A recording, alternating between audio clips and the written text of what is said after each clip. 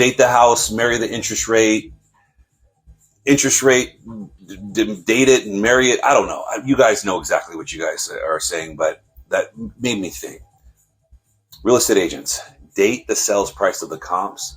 Don't marry them.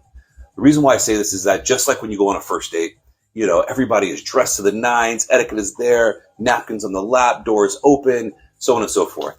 Speak so well. Into that conversation, we start to figure out a little bit more that we're all flawed human beings, or maybe that's a couple months down. How does that relate to sales? Every comp has its own flaws in the way that it compares to the subject property. So we got to start peeling those layers back to get to what the real price of that property would be if they are exactly like the subject. Case in point, the client says, oh, well, the guy down the street sold for $750 4 months ago. Well, they're not figuring in the fact that since 4 months ago, the market has dropped 4%, so we got to take 4% off that $750. They didn't talk about how that lot size of that client is a little bit more, so it takes them off there.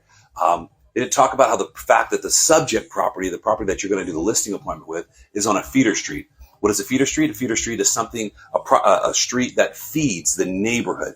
50 other homes drive past your house to get to their house, right?